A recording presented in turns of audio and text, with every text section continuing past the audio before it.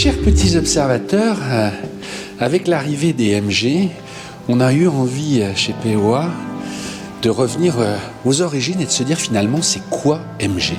C'est quoi l'histoire de cette marque qui a marqué les petits roadsters anglais ?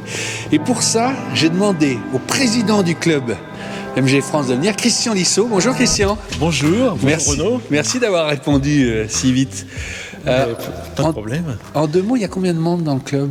Alors, on est le club FG national, on est à peu près 1400 membres, c'était notre chiffre à la fin 2021, oui, tout à fait. Alors j'avais envie que tu sois là parce qu'on s'est parlé, et quand je t'ai dit c'est quoi MG, on a eu l'idée de réunir 4 collectionneurs, enfin 5 avec toi, et de leur demander à chacun en 3 points c'est quoi MG. Et oui, t'as dit ok. C'est une bonne idée, oui, je trouvais ça très sympa comme idée, de pas chacun puisse parler de sa voiture à sa façon. Surtout que là, on a volontairement réuni des voitures très différentes, mais alors à tout seigneur, tout honneur. Toi, tu as une des MG, tu vas nous dire son nom, mais j'ai envie de dire, c'est le début des stars, quoi, avec cette voiture. Donc, viens près de celle-là. Là, ouais. J'ai plusieurs autos, mais effectivement, la TC.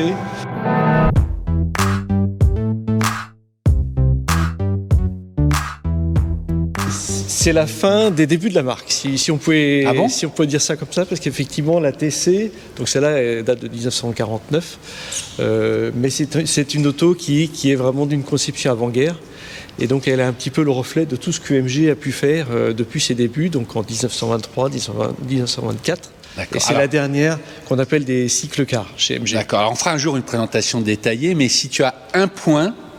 Voilà. Alors, pourquoi tu l'aimes ? Un point sur le modèle. Là, le point rigolo, c'est le midge.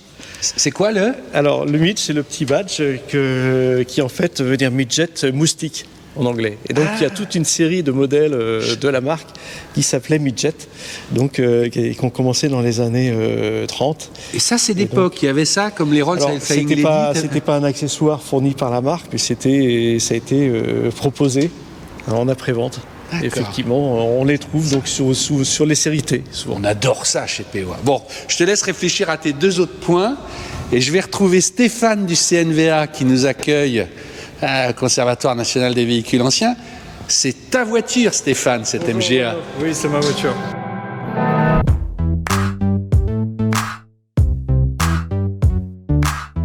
Tu vas bien ? Ça va, merci. Je la vois, on vient souvent tourner chez toi, c'est la première fois que tu la sors pour nous. Oui, en général, elle est plutôt cachée au fond. Mais alors qu'elle est magnifique. Je m'en sers pas trop en hiver. Alors, t'as aussi tes 3 points, j'essaye de rester. Alors, sur le premier, je dirais, c'est le côté un petit peu Dolce Vita. C'est le petit cabriolet anglais. C'est pas un foot de guerre, mais c'est hyper agréable en été pour se balader. C'est vraiment le côté où, voilà, on part tranquillement. On sait jamais trop quand on arrive d'ailleurs. Mais voilà, on roule les cheveux au vent quand on en a encore. Elle est de quelle année Celle-ci, elle est de 1960. D'accord. Donc c'est tout ce qu'il y a de plus simple, hein. C'est un petit 4 cylindres de 1600, mais c'est pas... Voilà. C'est une petite voiture plaisir qui est surtout un très bon pied d'entrée dans l'automobile de collection. En fait, c'est des voitures qui sont hyper simples, on retrouve énormément de pièces, et même si y a toujours des problèmes de qualité, de refabrication, etc., ça reste très simple à entretenir. D'accord, c'est ton 2e point, ça, déjà. Je reviens. J'essaye de tenir. Hein. C'est pas facile, on se tient à notre concept. Bonjour Alain.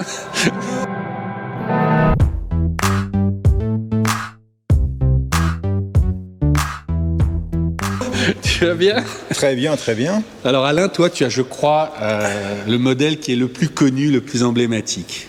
Oui, c'est une MGB, oui, de 1971. C'est un modèle qui s'est vendu à plus de 500 000 exemplaires, donc une grosse vente. Particularité de ce coupé était vendu à 125 000 exemplaires, et c'est sur un dessin, un projet de Pininfarina. Ah oui. Pourtant son nom n'apparaît pas. Ouais. C'est Jacques Gourne qui a fait le dessin, et après ça a été repris pour finaliser.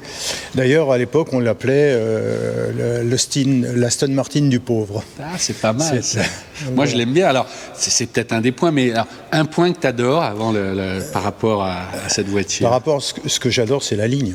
D'accord. C'est la ligne. Je trouve que c'est une voiture fantastique. Bon, je reviens après les deuxièmes points. Alors là, on en a une très rare, mais moi j'aime les Youngtimers. C'est Nicolas, qui est aussi président du Rover Club. Et alors, il a une version très très spéciale. Ça va, Nicolas? Ça va, merci.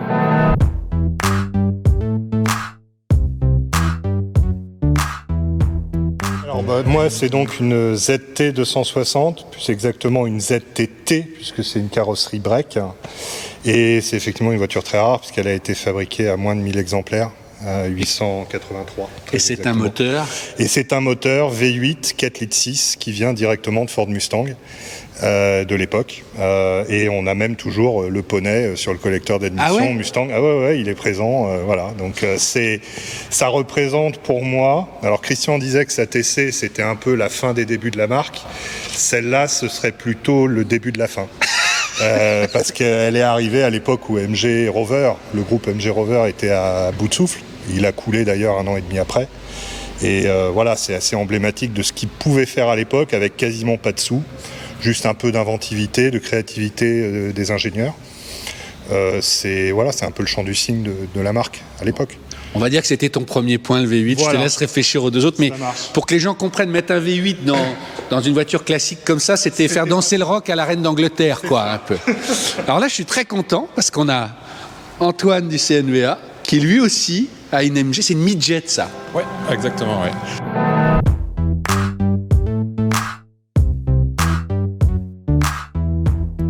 Bon, alors Antoine, tu as 3 points.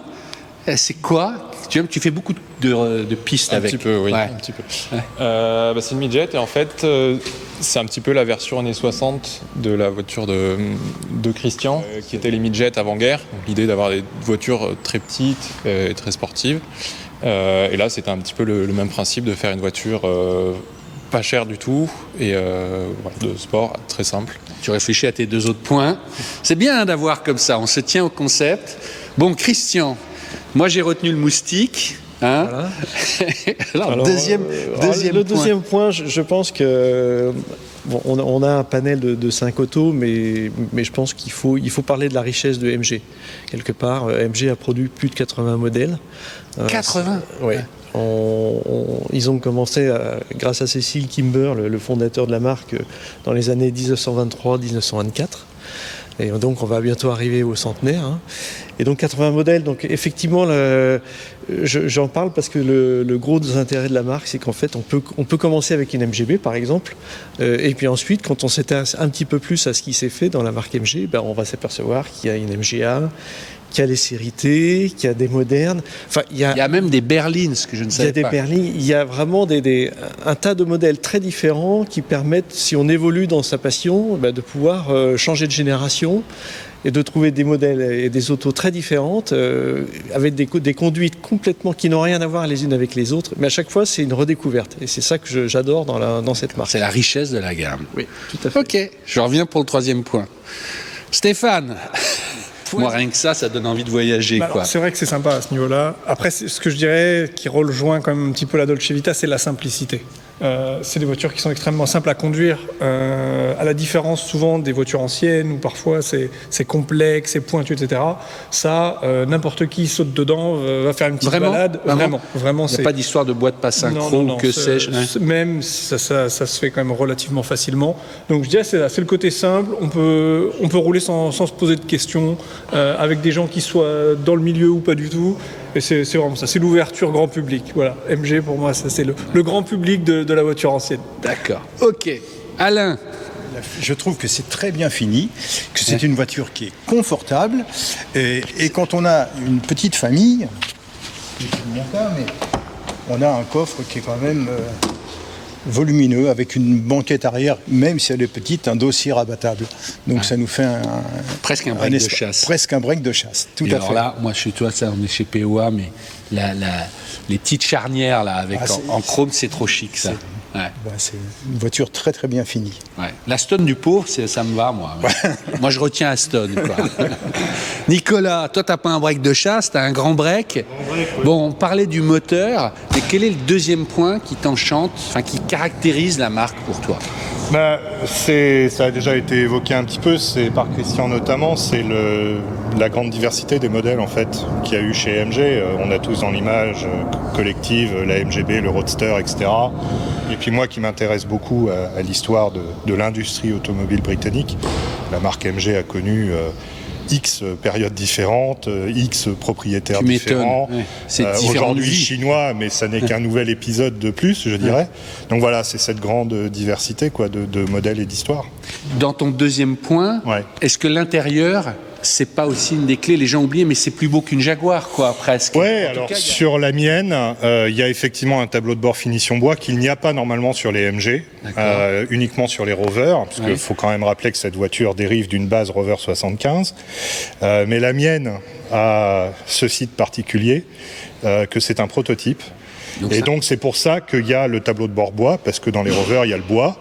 Mais c'est un patchwork en fait de MG et de Rover, la mienne. Il y a des sièges sport MG, du bois Rover. Enfin voilà, c'est un vrai petit canard boiteux, on va dire. Mais c'est ce qui la rend unique de fait. Voilà. Et moi j'ai une dernière question. Elles avaient le badge MG, donc il y a eu vraiment un moment à la fin. Voilà. Oui, ils commercialisaient la version Rover d'un côté, badge Rover, et puis la version MG de l'autre, plus sportive, etc. D'accord. Voilà. Alors.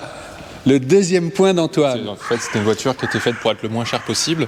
Et du coup, ce qui est intéressant, c'est qu'il n'y a même pas de poignée de porte, il n'y a pas de serrure. Pour ouvrir la voiture, on est obligé limite de voler sa propre voiture et de passer par la vitre. Tout est pour le poids, quoi. Alors, sur celle-là, oui. Et puis surtout, d'origine, c'est pour que ça soit simple, léger et pas cher. Donc c'est ça qui est aussi intéressant sur cette voiture. Ça, j'imagine que c'est du plexi aussi, c'est pas du verre. Ouais, c'est ça, voilà. Ouais. Alors d'origine c'est en verre, mais sur celle-là je l'ai mis en plastique. Tu l'as coursifié, mais c'est ça qui est bien. Ouais, non mais vas-y développe. Moi c'est ça. Ce que je trouve génial, c'est qu'on peut s'amuser pour pas cher, quoi, entre guillemets. Voilà. Ouais, pour relativement pas cher. Et puis ce qui est intéressant sur cette voiture et avec le club MG, c'est qu'il y a beaucoup de gens qui roulent qui font du circuit avec cette voiture-là, et donc. Par l'intermédiaire du club, j'ai pu rencontrer des grands malades qui ont ces voitures-là, qui ont fait de la course avec, donc qui ont plein de conseils. Il y a plein de choses qui ont été développées, plein de pièces qui sont disponibles dans le commerce pour modifier sa voiture, pour l'améliorer. Donc, il y a plein de choses à faire dessus. Je précise que tu es professeur au CNVA, formeur sur la carrosserie, c'est ça? Ouais, en formage. Ouais. Voilà. Non, mais c'est important aussi. Donc si tu te fais une aile, tu peux la refaire, quoi. Ouais, je préférerais de pas le faire. Mais, On est d'accord. Point numéro 3. Christian, au moins. Alors, j'ai ouvert le capot, voilà, pour vous donner une petite idée du moteur. Sans aller trop loin dans la technique, c'est le moteur X-Pag qui a équipé à partir des MG-TB, juste avant la Deuxième Guerre mondiale, et puis qui a emmené la marque jusqu'en 1955. Pour que le grand public comprenne bien, cette voiture, elle a eu un énorme succès. Les GI américains qui étaient venus en Angleterre, ils l'ont découvert, et quand ils sont repartis après la guerre, beaucoup ont rapatrié la voiture et ça a fait connaître la marque. Alors, c'est ça, hein? C'est ça, certains ont rapatrié. Alors à l'époque, c'était plutôt des TA, TB qu'ils pouvaient trouver. C'était les mêmes versions, on va dire, mais avant-guerre. Et après, effectivement, ils en ont ramené certaines, et surtout MG, quand il a ressorti la TC en 1945, les Américains en ont commandé. Ça a été un des plus grands succès commerciaux de l'époque. Ils en ont fait pratiquement 10 000, ce qui était vraiment extraordinaire. Oui. On peut dire que l'origine du mythe du petit roadster anglais, il vient de là quand même, de son succès. Hein, ça c'est sûr, parce que de toute façon, la marque MG, il faut savoir qu'elle a, je dirais, 75-80% de sa production partait aux États-Unis. C'était vraiment son client principal.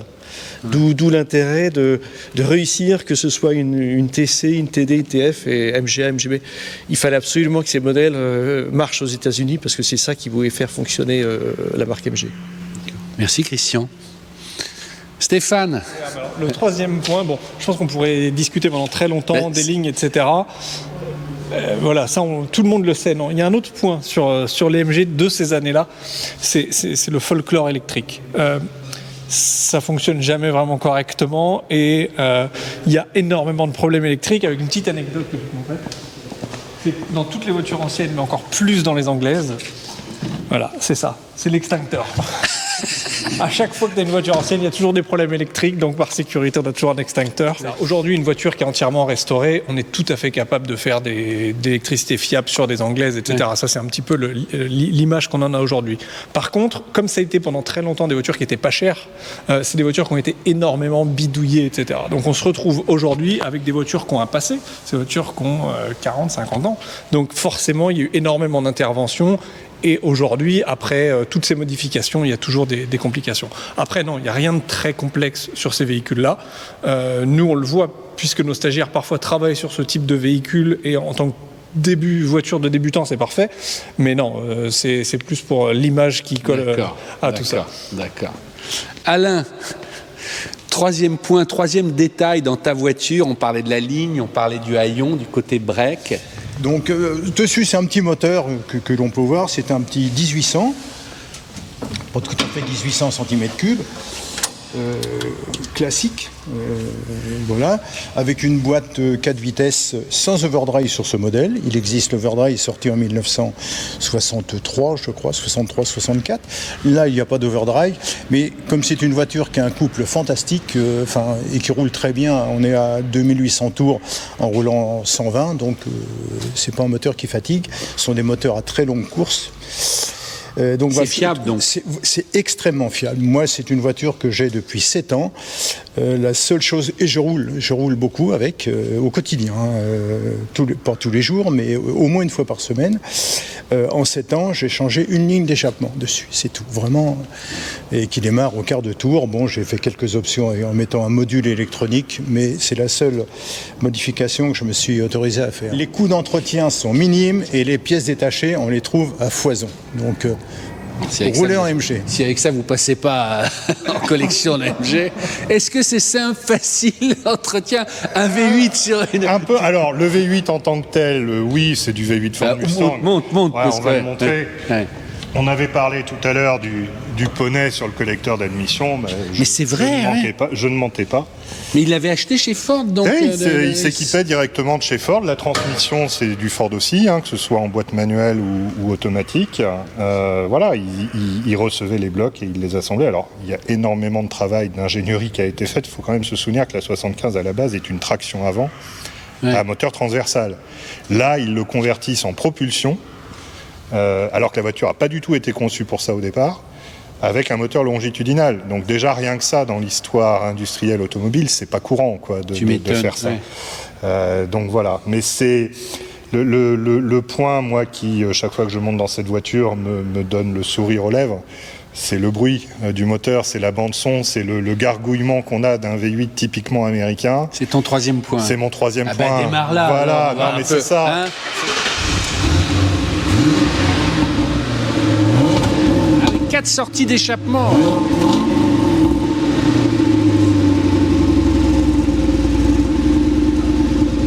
Alors les 4 sorties d'échappement que tu mentionnais, c'est le seul point distinctif entre la version V8 et les versions 4 et 6 cylindres.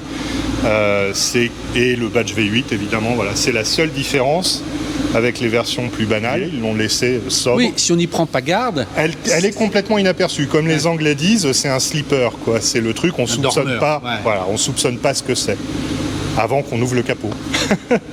Merci, ça donne envie. Franchement, ça donne envie. Antoine, tu as le mot de la fin avant d'aller repartir sur la piste. Ton troisième point qui caractérise MG et que tu aimes. Je vois que le capot est ouvert, donc... Peut-être pas MG, mais cette voiture en particulier, parce que c'était la voiture de mon père. Et en fait, je la connais depuis que je suis né. En fait, depuis toujours, je l'ai vue dans le garage, chez mes grands-parents. Donc, elle a toujours été là et je la connais un peu par cœur. Et d'origine, c'est une voiture qui fait 46 chevaux. Le moteur est un peu préparé, elle doit faire dans les 70-75 chevaux. Donc voilà. C'est maîtrisable. C'est maîtrisable, c'est très bien équilibré, donc il n'y a pas de surprise. Voilà, c'est pas dangereux, mais il y a moyen, en la préparant, de faire quelque chose de très efficace. À t'écouter, on peut apprendre à piloter le transfert des masses, etc., sans se faire peur. Arthur aussi, j'ai commencé avec Arthur du CNVA aussi, qui a un peu plus d'expérience. Et donc, pour ceux qui sauraient, Arthur, c'est le fan des Volvo, qu'on a déjà vu plusieurs fois sur POA. Un truc qui n'est pas prévu, ils sont quand même curieux de la MG5. Donc ils aimeraient juste tourner autour. Bon, vous avez le droit de venir tourner. On voulait pas faire de... Ouais, mais ils sont curieux. Ok, ben vous avez le droit de venir. Ça sera la conclusion. Parce que c'est vrai que la connexion peut paraître curieuse. Et c'est des voitures qui n'ont aujourd'hui plus rien à voir avec ce qu'on vient de présenter. Certes. Mais on a un logo là. Ouais. Vraiment très ressemblant à celui des anciens logos MG. Donc ça c'est déjà un signe de reconnaissance. Nicolas, toi tu me disais qu'elle était déjà en vente en Angleterre. Oui, en fait la marque MG, propriété chinoise maintenant depuis 2005-2006, elle s'est relancée en Angleterre déjà depuis 12-13 ans. Donc nous on la découvre là en Europe depuis 1 an ou 2. Mais en Angleterre, ils l'ont déjà depuis un moment. Et cette version-là, la MG5 électrique Break, oui, elle est déjà commercialisée en Angleterre depuis un petit moment. Alors, dans une version avant restylage, voilà. Mais je connais quelqu'un qui en a une, qui l'utilise au quotidien et qui en est très satisfait. Oui, alors après, certains vous diront... Qu'est-ce qui reste d'anglais finalement là-dedans, notamment parce qu'il n'y a plus du tout de fabrication et d'assemblage en Angleterre depuis maintenant un certain nombre d'années. Donc c'est fabriqué en Chine, en Thaïlande, etc. Et puis où est l'ADN sportif anglais, etc. Alors ils se murmurent depuis des années qu'ils vont commercialiser une nouvelle voiture sportive qui sera évidemment électrique, mais on l'attend toujours. Après, objectivement, le produit a un rapport qualité-prix exceptionnel sur le marché par rapport à la concurrence. Ça c'est indéniable et ils jouent là-dessus évidemment pour arriver à pénétrer le marché. Ok, merci Nicolas. Christian, le mot de la fin en tant que président du... Est-ce qu'on peut... Ah pardon, tu veux dire un mot sur la voiture ? Finir sur celle-là, oui. Alors moi, on a de bonnes relations avec MG Motor France. Ouais. On discute assez souvent ensemble. Il s'associe aussi à quelques-uns de nos événements. Et on ne désespère pas qu'en 2024, ils sortent ce qu'ils appellent Cyberster, là, ou une version en tout cas route de ce concept car, qui serait donc un cabriolet tout électrique, mais un cabriolet est quelque chose qui nous ferait penser à notre MGB. Voilà. Et c'est ce qu'on espère en tout cas. D'accord. Bon. Un grand merci. Donc voilà. Merci Alain, Antoine, Stéphane, Nicolas d'avoir répondu si vite, puisqu'on a monté ça en quelques semaines. Donc merci Stéphane de nous accueillir. Ceux qui veulent en savoir plus, ils vont sur le site du CNVA. Voilà, abonnez-vous à POA aussi, ça nous aide. Merci Julien. Et puis à très vite sur POA, on se retrouve. Au revoir.